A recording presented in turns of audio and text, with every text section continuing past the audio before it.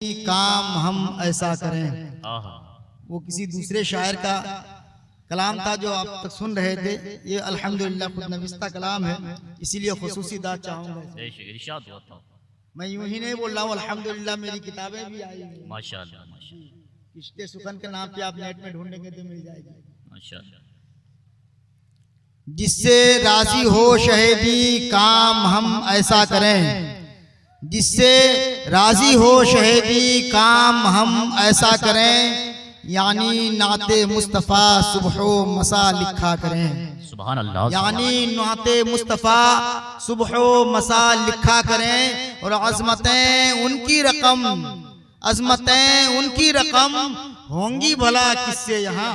क्या कहने, चाहे अंसार साहब हो, चाहे फरहाद साहब हो, चाहे मौलाना कुतुबुद्दीन मिसबाही साहब हो, या मौलाना अयूब साहब हो, या रोशन ज़मीर साहब हो, या कारी गुलाम मुरसलीन साहब हो, ये कोई भी अगर ये दावा कर दें कि मैं मुकम्मल तरीके से मुस्तफ़ा करीम अलैहिस्सलातु तस्लीम के औसाफ बयान कर दूंगा, तो उनसे मैं कहना चाहूंगा कि अज़मतें उनकी रकम, बेशक अज़मतें उनकी रकम होंगी भला किससे यहाँ। रे ताजे रूहुल कुद्स के मोती जिसे सजदा करे। बेशक हक है। अज़मतें उनकी रकम, बेशक अज़मतें उनकी रकम होंगी भला किससे यहाँ। ताजे रूहुल कुद्स के मोती जिसे सजदा करें, और उनकी शान पाक में पढ़ने लगा हूँ नात में, उनकी शान पाक में पढ़ने लगा हूँ नात में। जिनके कलमा गो आसा से पानी में रास्ता करें, जिनके कलमा गो आसा से पानी में रास्ता करें, और अपने सीने से लगे। मैं अपना अकीदा और अपनी मोहब्बत जो मुस्तफ़ा करीम की बारगाह में है, मैं वो पेश कर रहा हूँ कि अपने सीने से लगा लेंगे उसे हम आज भी। मेरा झगड़ा उनसे जमीन और जायदाद का नहीं है जी। जिस चीज के लिए मेरा झगड़ा है वो आपके सामने बरमला अर्ज कर रहा हूँ कि अपने सीने से लगा लेंगे उसे हम आज भी, अपने सीने से लगा लेंगे उसे हम आज भी। गर हजूए मुस्तफ़ा से नजदिया तौबा करें। बेशक बेशक। अपने सीने से लगा लेंगे उसे हम आज भी, गर हजूए मुस्तफ़ा से नजदिया तौबा करें। और पहले अहकाम नबी पर कीजिए अजहर अमल। बेशक। पहले अहकाम नबी पर मक्ता है मेरा, पहले अहकाम नबी पर कीजिए अजहर अमल, फिर गुलाम मुस्तफ़ा हो जाने का दावा करें। बेशक। फिर गुलाम मुस्तफ़ा हो जाने का दावा करें।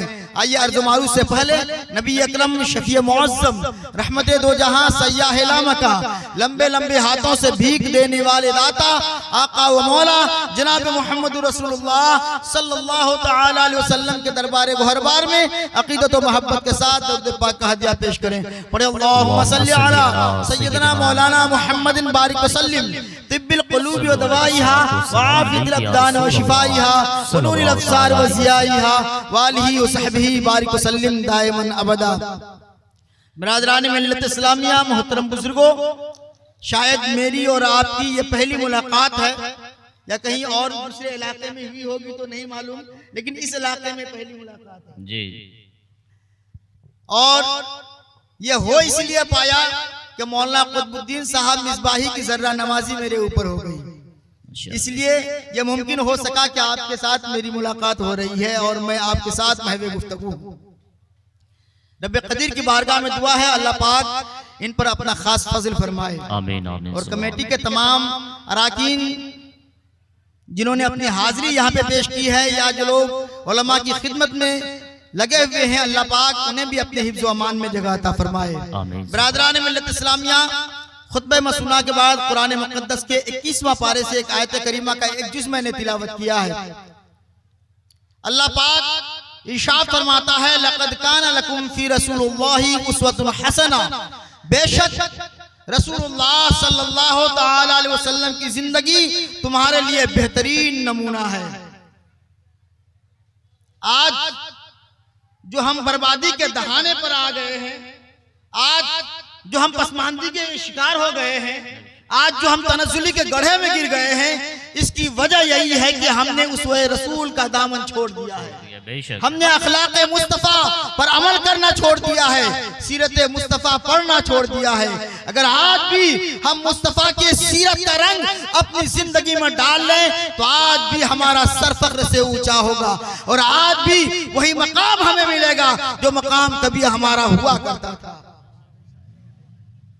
मेरी मिल्लत के नौजवानों, मेरे मुस्तफ़ा करीम अलैहिस्सलातु व तस्लीम को इस खाकदाने गीती में अल्लाह तबारक व तआला ने जो भेजा, आपको मालूम है ऐसे जमाने में भेजा, ऐसे जमाने में भेजा और ऐसी कौम के बीच में भेजा, ऐसे इलाके में भेजा कि जहां की जहालत आसमान को छू रही थी, जहां का जुल्म और बर्बरियत का आलम यह था कि एक आदमी और दूसरे आदमी से अगर झगड़ा कर लेता था तो सालों साल तो जाने दीजिए सदियां गुजर जाती थी, लोग आपस में बात नहीं करते। बेशक हक है।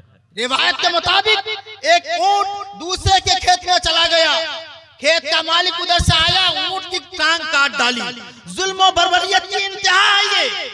मुस्तफा करीम अलैहिस्सलातु व तस्लीम जब तशरीफ लाए नहीं थे उस जमाने का हाल बता रहा हूं। एक ऊंट दूसरे के खेत में चला गया, खेत का मालिक आया, ऊंट की टांग काट डाली।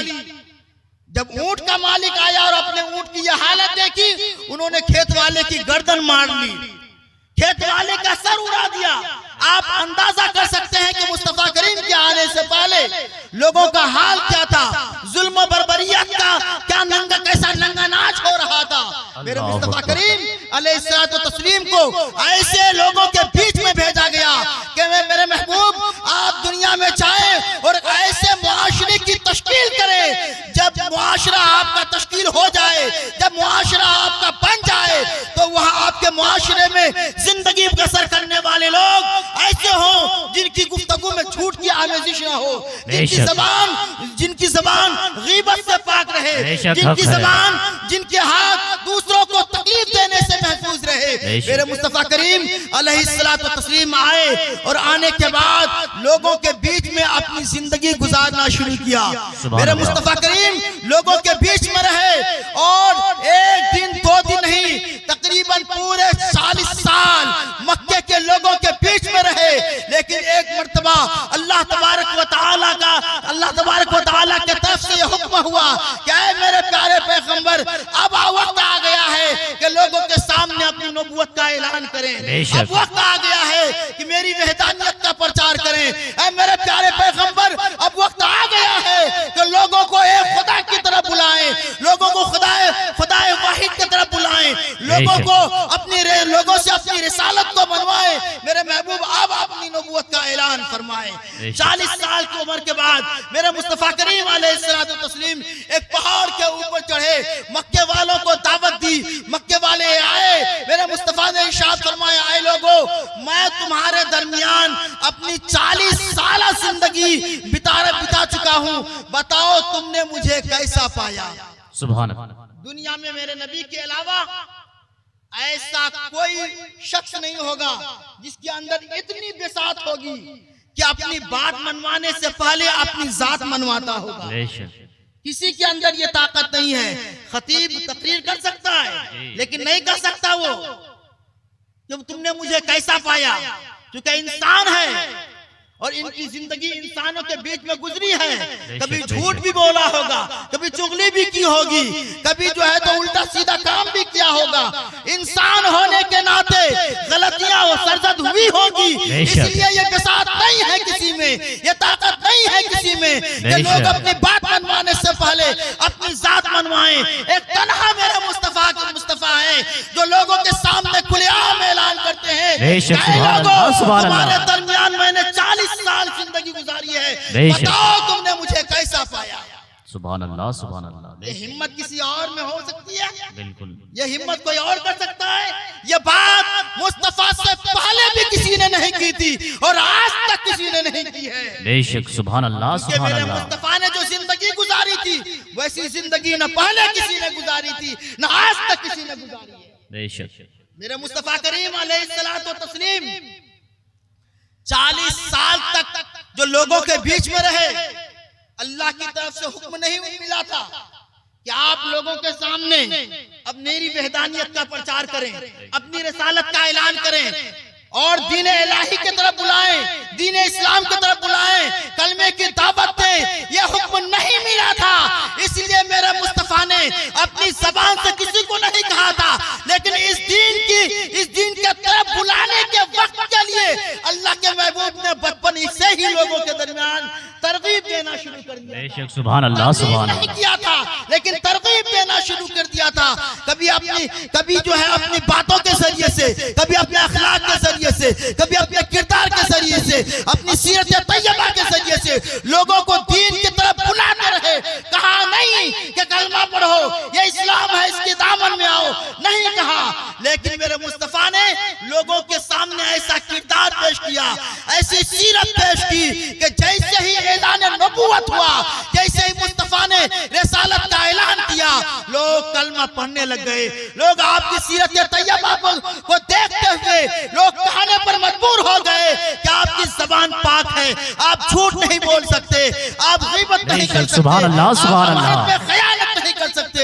ये मेरे मुस्तफा ने क्यों किया था? वो इसीलिए किया था कि अल्लाह के महबूब सल्लल्लाहु अलैहि वसल्लम ने खुद फरमाया है कि आए लोगों, मुझे अखलाक की तकमील के लिए दुनिया में भेजा गया। बेशक सुभान अल्लाह, सुभान, मुझे अखलाक की तकमील के लिए भेजा गया है दुनिया में। ये आप माइक तो मेरे हिसाब से नहीं कर सकते हैं क्या? थोड़ा सा पकड़ ज्यादा हो, एकदम सट के बोलना पड़ रहा है, थोड़ा खींचे दूर से। सुभान अल्लाह, सुभान अल्लाह, सल्लल्लाहु अला नबील उम्मी व आलिहि सल्लल्लाहु तआला अलैहि व आलिहि वसल्लम। आप हजरात जो वहाँ बाहर खड़े हैं, अगर मेरी आवाज़ आप तक पहुँच रही है तो भाई बड़े इल्तिमास के साथ मैं गुजारिश कर रहा हूँ कि आप हजरात आके यहाँ के बैठ जाएं। बड़ी उम्दा गुफ्तगू हो रही है, आप हजरात खड़े हैं, अच्छा नहीं लग रहा है। आ जाएं आप हजरात, आ जाएं, बैठ जाएं, आकर बैठ जाएं। माशाअल्लाह, माशाअल्लाह। दरूद पाक पढ़ें, अल्लाहुम्मा सल्ली अला सय्यिदना नबियना मौलाना अलैहि सलातु व सलाम अलैका या रसूल अल्लाह। बहुत शुक्रिया आपका, बहुत खूबसूरत माइक बनाया आपने। तो मैं याद कर रहा था कि मेरे मुस्तफा करीम सल्लल्लाहु अलैहि वसल्लम ने ऐसी जिंदगी उनके सामने गुजारी थी कि लोग कहने पर मजबूर हो गए कि आप अमीन हैं, आप सादिक हैं, आप सच्चे हैं। अल्लाह के नबी सल्लल्लाहु अलैहि वसल्लम के प्यारे दीवानों, मेरे मुस्तफा की सीरत पढ़ें तो आपको मालूम होगा। पढ़ें आपकी सीरत तैयबा, मुस्तफा करीम अलैहिस्सलातु तस्लीम की सीरत पढ़ें तो आपको मालूम होगा कि मेरे मुस्तफा सल्लल्लाहु अलैहि वसल्लम किस तरह से आफू दरगुजर करने वाले थे। आपके अंदर हिल्म का जज्बा कितना जवान था। मेरे मुस्तफा करीम अलैहिस्सलातु तस्लीम गुस्सा को पीने वाले थे। मेरे मुस्तफा लोगों की खताओं को माफ करने वाले थे। मेरे मुस्तफा करीम अलैहिस्सलातु तस्लीम गम का मौका हो तब भी लोगों को देते थे, खुशी का मौका हो तब भी लोगों को देते थे। यही वजह है कि अल्लाह तबारक व तआला ने कुरान मुक़द्दस में इरशाद फरमाया, अल्लज़ीना युनफ़िक़ूना फ़िस्सर्राई वज़्ज़र्राई वल काज़िमीना अल ग़ैज़ा वल आफ़ीना अनिन नास वल्लाहु युहिब्बुल मुहसिनीन। वो परहेज़गार इंसान जिन्होंने खुशी और गम में अल्लाह के रास्ते में खर्च किया, और जो है वो परहेजगार इंसान जो अल्लाह के राह में खुशी में भी खर्च किया, गम में भी खर्च किया, और गुस्से को पीने वाले हैं, लोगों की खताओं को माफ करने वाले हैं। बेशक अल्लाह ताला नेकी करने वाले को पसंद फरमाता है। बेशक सुभान अल्लाह, सुभान अल्लाह। नौजवानों, अल्लाह तबारक व तआला ने बड़े साफ तौर से ऐलान किया कि अगर आप लोगों की खताओं को माफ करेंगे, अपने गुस्सा को पी जाएंगे, तो ये बड़ा आला अखलाक है, ये अच्छा किरदार है, और ऐसा करने से अल्लाह के महबूब बंदे बन जाएंगे। अल्लाह ताला आपको प्यार करने लग जाएगा। मेरे मुस्तफा करीम अलैहिस्सलातु तस्लीम इस कौल पर ऐसे खड़े उतरे, और अल्लाह के नबी सल्लल्लाहु अलैहि वसल्लम का किरदार इतना आला था, इतना बेहतर था कि अल्लाह तबारक व तआला ने खुद मेरे मुस्तफा के किरदार की तारीफ फरमाई, इस सीरत की तारीफ फरमाई। मेरे मुस्तफा की सीरत तैयबा की तारीफ करते हुए, किरदार की तारीफ करते हुए इरशाद फरमाया, इन्नका लअला खुलुक़िन अज़ीम। मेरे मुस्तफा आपका अखलाक अज़ीमुश शान है। बेशक सुभान अल्लाह। नारे तकबीर, नारे रिसालत, मसलके आला हजरत जिंदाबाद, मसलके आला हजरत, इस्लाहे मुआशरा कॉन्फ्रेंस जिंदाबाद, नारे तकबीर, नारे रिसालत जिंदाबाद। मेरे मुस्तफा करीम अलैहिस्सलातु तस्लीम को इजाज़त दी गई, परेशान किया गया, लेकिन उसके बावजूद मेरे महबूब सल्लल्लाहु अलैहि वसल्लम सब्र इस्तिकामत के साथ खड़े रहे। मेरे महबूब सल्लल्लाहु अलैहि वसल्लम को कैसी कैसी तकलीफें दी गई, आप पढ़े तो आपको मालूम होगा। मेरे मुस्तफा करीम सल्लल्लाहु अलैहि वसल्लम हिजरत करके मदीना शरीफ चले गए हैं और आपके पीछे आपकी बेटी मक्के में रह गई है। जब हजरत अबुल आस रज़ियल्लाहु ताला अन्हु जब मक्का मदीना शरीफ से मक्का आने लगे, मेरे महबूब सल्लल्लाहु अलैहि वसल्लम ने फरमाया, ए अबुल आस, तुम जाने के बाद मेरी बेटी को भी मदीना भेज देना। मेरे मुस्तफा करीम सल्लल्लाहु अलैहि वसल्लम, मेरे महबूब सल्लल्लाहु अलैहि वसल्लम का फरमान पाने के बाद जब अबुल आस मदीना आए, आने के बाद जो है तो आपकी बेटी को रुखसत किया। जानते हैं जब रुखसत किया तो रुखसत करने के बाद अल्लाह के नबी सल्लल्लाहु अलैहि वसल्लम की बेटी को जब काफिरों ने देखा, देखने के बाद जो है अल्लाह के नबी सल्लल्लाहु अलैहि वसल्लम की बेटी को तकलीफ देने के लिए ये सोचा कि हमारे होते हुए नबी की बेटी जिंदा मक्का छोड़कर मदीना चली जाए, ऐसा हो नहीं सकता। लिहाजा हव्वार नामी एक शख्स ने एक तीर मारा और वो तीर जो है जिस सवारी पर सवार थी हजरत ज़ैनब, उस सवारी उस जानवर पर लगा और जानवर अचानक से बिका। जानवर जैसे ही बिका, उस सवारी के ऊपर हजरत ज़ैनब बैठी हुई थी, अचानक से जमीन पर गिर गई। रावी लिखते हैं कि उस वक्त हजरत ज़ैनब हामिला थी, हजरत ज़ैनब हामिला थी। अचानक से सवारी से जमीन पर गिरने की वजह से संगला जमीन थी, कंकरी वाली जमीन थी।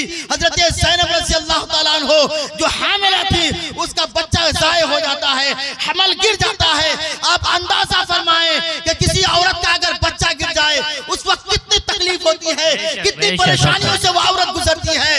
लेकिन उसके बावजूद हव्वार ने कहा कि नहीं, हमारे होते हुए दिन दहाड़े आप उसको मदीना नहीं ले जा सकते, लिहाजा अगर मदीना ले जाना है तो दिन गुजर जाने दीजिए, रात आ जाएगी, रात के टाइम में लेकर चले जाना।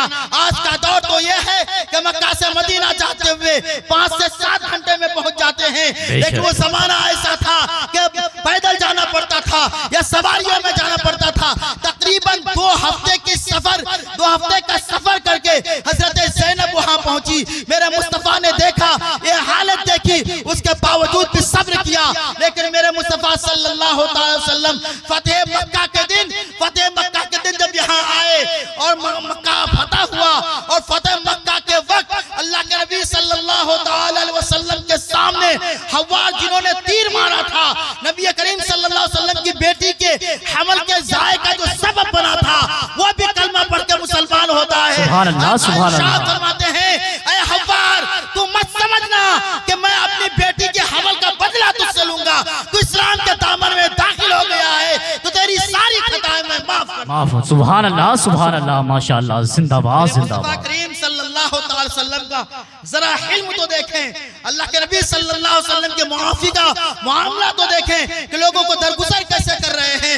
मेरे मुस्तफा करीम सल्लल्लाहु अलैहि वसल्लम नमाज की हालत में है, एक शख्स पीछे से आता है, आपके गले में गमछा डालता है और डालने के बाद खींचने लगता है, और खींचने के बाद नारे तकबीर, नारे रिसालत, नारे रिसालत, शहर अहले सुन्नत जनाब अजमत रजा भागलपुरी, नारे तकबीर, नारे रिसालत।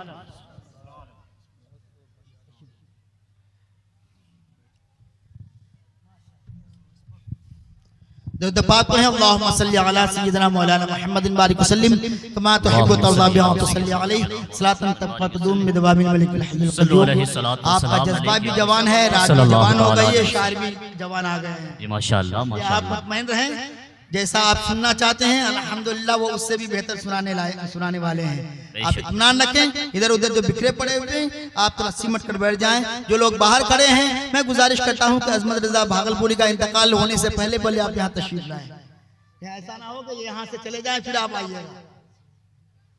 जो बाहर खड़े हैं मैं गुजारिश करता हूँ जो भाई इधर उधर टहल रहे हैं, आपसे मेरी गुजारिश है आके बैठ जाएं। जो मेहमान शायर जिनको आपने बुलाया था वो भागलपुर की सरजमीन से चलकर आपकी दयारे मोहब्बत में आ चुके हैं। आपकी निगाहों के सामने रौनक स्टेज हैं, लिहाजा आपसे गुजारिश है जो हजरात इधर उधर टहल रहे हैं, जो बाजार में इधर उधर हैं, वो भी आके बैठ जाएं। दरूद पाक पढ़ें, अल्लाहुम्मा सल्ली अला सय्यिदिना मौलाना मुहम्मदिन व सल्लम सल्लु अलैहि सलातु व सलाम अलैका या रसूलल्लाह सल्लल्लाहु तआला अलैहि वसल्लम। मेरी मिल्लत के लोगों, आप सीरत तैयबा समाअत कर रहे हैं, मेरे महबूब सल्लल्लाहु अलैहि वसल्लम का आला अखलाक समाअत कर रहे हैं। अल्लाह के नबी सल्लल्लाहु अलैहि वसल्लम के गर्दन पर गमछा डालकर खींचा जाता। कभी आप नमाज की हालत में होते, आपकी पीठ के ऊपर ऊंटों की ओझड़ी रख दी जाती, कभी रस्सी डालकर आपको खींचा जाता। अल्लाह के नबी सल्लल्लाहु अलैहि वसल्लम की दो बेटियां अबू लहब के दो बेटे के साथ शादी हुई थी। ये उस जमाने की बात है जब काफिरों की लड़कियों के साथ या लड़के के साथ रिश्ता करना मना नहीं हुआ था। अल्लाह के नबी सल्लल्लाहु तआला अलैहि वसल्लम की दो बेटियां अबू लहब के दो बेटे के साथ शादी हुई थी, लेकिन अबू लहब एक दिन दुश्मनी किए आकर अपने बेटों से कहा कि तुम जाओ और मोहम्मद की बेटियों को तलाक दो। अबू लहब की बात सुनने के बाद उसका बेटा आया अपने और नबी की बेटी को तलाक दिया, और तलाक देने के बाद आका करीम सिहने काबा पर बैठे हुए थे, सिहने काबा में बैठे हुए थे। वो दोनों बेटा आता है, मुस्तफा के सामने खड़ा होता है, और खड़ा होने के बाद नबी के सामने थूकता है, नबी के मुंह पर थूकने की कोशिश करता है और कहता है, ऐ मोहम्मद, मैं तुम पर भी थूकता हूँ, तेरे मजहब पर भी थूकता हूँ, मैं तुम्हारी दोनों बेटियों को तलाक देता हूँ। क्या दीन के लिए कभी आपके साथ ऐसा हुआ है? कभी ऐसा हुआ है कि दीन की तबलीग के लिए, दीन की दावत देते हुए लोगों ने आपको ऐसी तकलीफ दी हो, ऐसी इज़ारसानी की हो, आपको किसी ने सताया हो? ऐसा कभी नहीं हुआ होगा। लेकिन मेरे मुस्तफा करीम अलैहिस्सलातु तस्लीम उन तमाम तकालीफ को बर्दाश्त करते रहे, तमाम मुसीबतों को झेलते रहे, और जिसका नतीजा ये हुआ कि आज हम तक इस्लाम पहुंच गया है। मेरे मुस्तफा करीम अलैहिस्सलातु तस्लीम के प्यारे दीवानों, ज़ैद बिन साना जो बहुत ही मशहूर आलिम यहूदियों का आलिम था, आपने उनका नाम सुना होगा, ज़ैद बिन साना जी। वो कहते हैं कि मैं नबी की सीरत का मुताला कर रहा था अपनी पुरानी किताब में, साबिक़ा किताब में जी। यहूदियों की जो किताबें हैं उस किताब में वो नबी की सीरत का मुताला कर रहे हैं, वो पढ़ रहे हैं।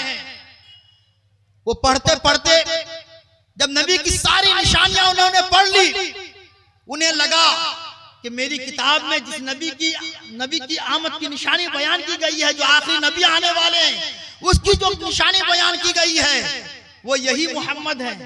लेकिन दो खूबियां जो उन्होंने अपनी किताब में पढ़ी, वो अभी तक मोहम्मद सल्लल्लाहु अलैहि वसल्लम के अंदर उन्होंने नहीं देखा था।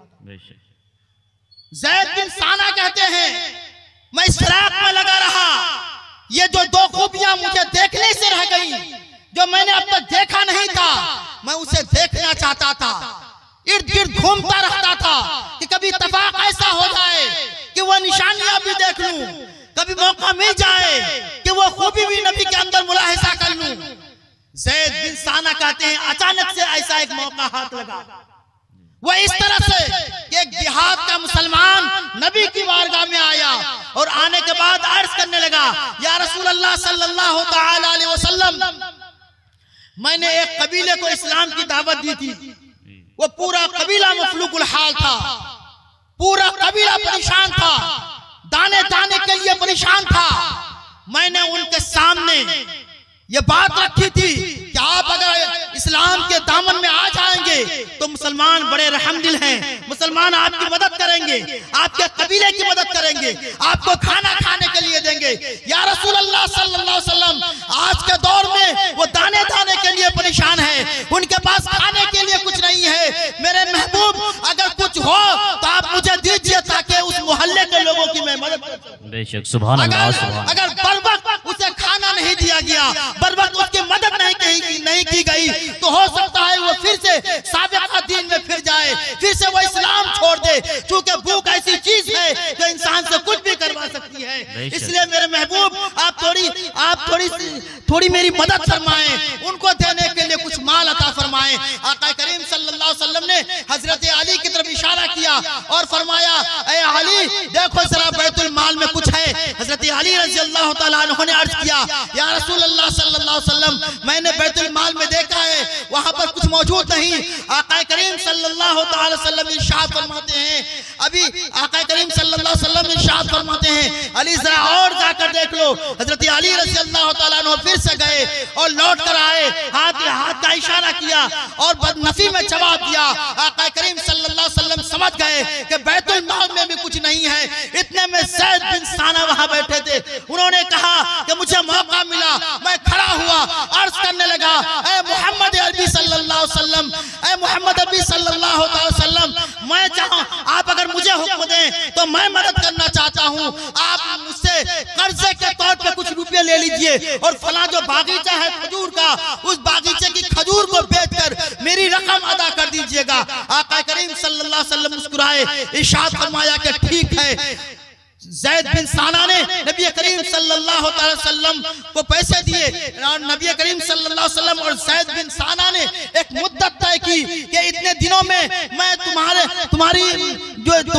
तुम्हारी जो ली हुई रकम है इसे लौटा दूंगा। हजरत ज़ैद बिन साना जो अब तक मुसलमान नहीं हुआ था, यहूदियों का आलिम था, वो कहते हैं कि अभी मुद्दत पूरी होने को बाकी थे, दिन पूरे नहीं हुए थे। अभी हफ्ता 10 दिन पहले ही मैं एक दिन नबी की बारगाह में पहुंचा और नबी की बारगाह में पहुंचने के बाद उनकी चादर का पल्ला पकड़ा, अपनी तरफ खींचा और खींचने के बाद कहा, ऐ मोहम्मद क्या यही तेरा तरीका है?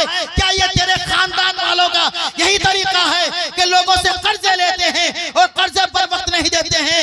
क्या तेरे खानदान के लोग, तेरे माँ बाप, तेरे बाप दादा क्या ऐसे ही थे कि लोगों से पैसे लेते थे, पैसे हड़प कर लेते थे, झूठ बोलते थे, पैसे नहीं देते थे? क्या तेरे खानदान के लोगों का यही शेवा था? अल्लाह अकबर, सुभान अल्लाह। ज़ैद बिन साना कहते हैं, मुझे खूब याद है कि अभी मुद्दत पूरी नहीं हुई थी, अभी दिन पूरे नहीं हुए थे।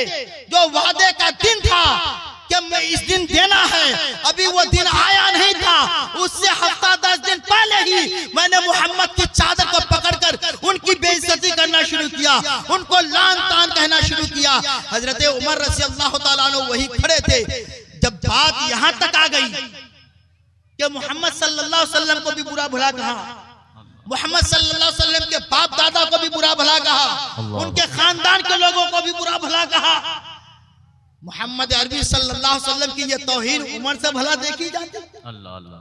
हजरत उमर के दिल में नबी की मोहब्बत का तो ये गोशा था कि अगर कोई नबी के बराबर में खड़ा हो जाता ना, वो अपनी तलवार मार के कहते कि बदतमीज पीछे होकर बात कर,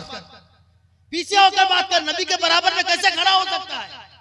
कोई बराबर में अगर खड़ा हो जाता तो तलवार का घूंसा मारकर उसको दूर करते और कहते कि दूर हटकर बात कर, मेरे नबी के बराबर में खड़ा होने की जसात कैसे की?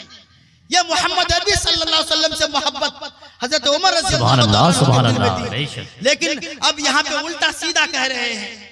ज़ैद बिन साना उल्टा सीधा नबी को भी कहते हैं, नबी के बाप दादा को भी कहते हैं, उनके खानदान वालों को भी कहते हैं, नबी की सीरत पर उंगली उठाते हैं। बर्दाश्त नहीं हुआ, तलवार निकालने लगे और अर्ज करने लगे, मेरे मुस्तफा आप इजाजत दें, इस मलऊन का मैं सर अलग कर दूं, इसके सर को इनके बदन से अलग कर दूं, सरकार आप इजाजत हो देते हैं। मेरे मुस्तफा करीम सल्लल्लाहु अलैहि वसल्लम की अब तक निगाह झुकी हुई थी, निगाह उठाई और उठाने के बाद इरशाद फरमाया, उमर कैसी बात कर रहे हो? उमर ये कैसी बात कर रहे हो? आज मैं पहले दिन देख रहा हूं कि आज उमर इंसाफ के साथ नहीं है। उमर ये कैसा तरीका है तुम्हारा? आज तुम इंसाफ के साथ क्यों नहीं खड़ा हो? अरे तुझे तो होना ये चाहिए था कि सरकार ये ठीक कर रहे हैं, ये ठीक कर रहे हैं, आपने इनसे कर्जा लिया है तो इनका कर्जा वापस कीजिए, या ज्यादा से ज्यादा मेरी हिमायत करते तो ये कहते कि ज़ैद नबी से बात करने का ये लहजा नहीं होना चाहिए। नबी से बात करने के टाइम में लहजे में शाइस्तगी होनी चाहिए, लहजे में सादगी होनी चाहिए। महबूब से बात करने का तो ये तरीका नहीं है। वक्त के नबी से बात करने का ये लहजा नहीं होना चाहिए। ज्यादा से ज्यादा तुम सैयद से ये कहते, लेकिन ये क्या कि तूने उसके खिलाफ तलवार निकाल ली, तूने ऊंची आवाज में बात की।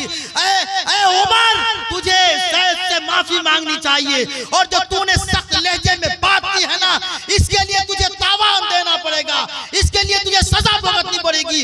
और सजा ये होगी कि बैतुल माल से जो कर्जा लिया गया है, इनसे जो कर्जा लिया गया है वो तो देना ही है।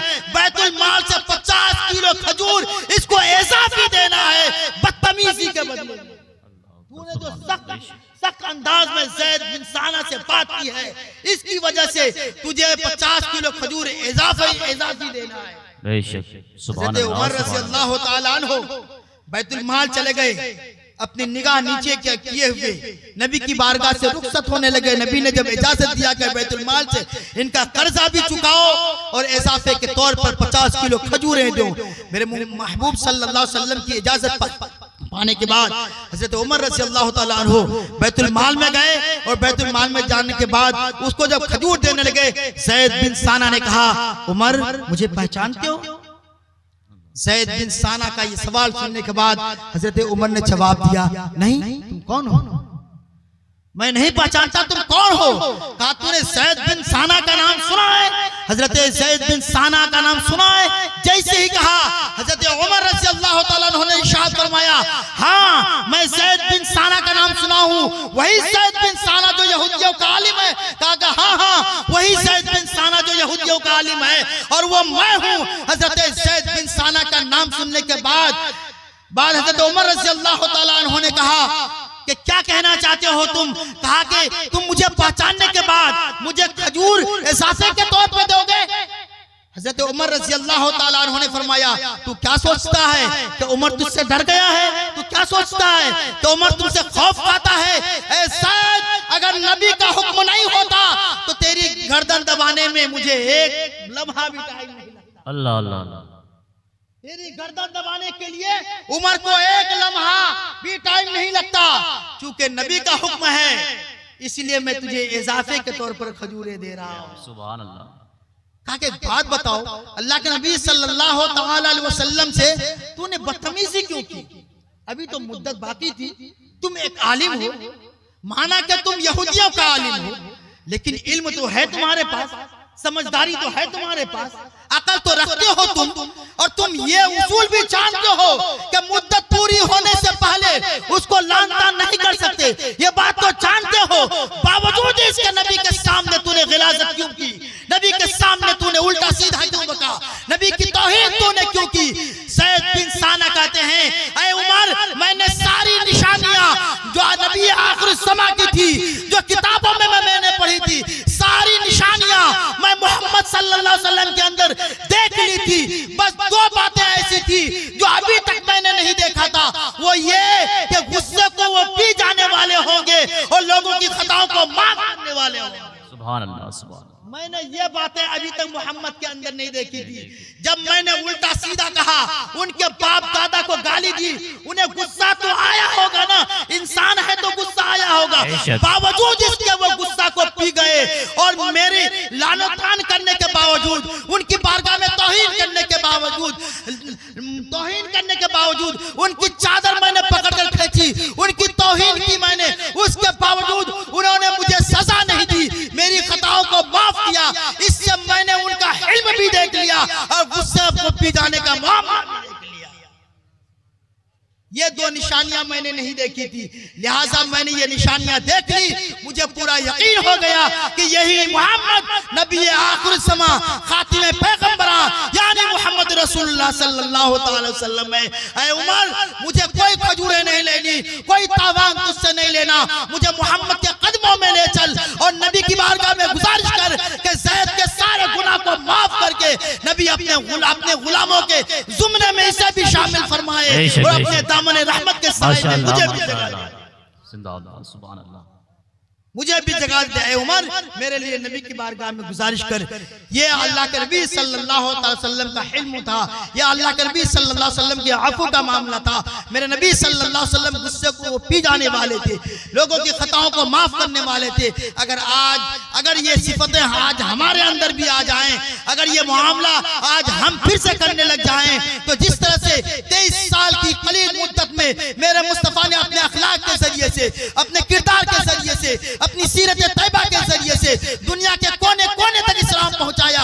अगर यही मामला अगर हम भी करने लग जाएं, उनकी सीरत तैयबा का रंग हमारी जिंदगी में आ जाए, तो फिर से इस्लाम का बोलबाला होगा, फिर से इस्लाम के गहवारे में लोग शामिल होना चाहेंगे, फिर से इस्लाम के मानने वालों को सलामती मिलेगी, फिर से इस्लाम के मानने वाले को वही मकाम मैसर आएगा जो मकाम कभी मैसर हुआ करता था।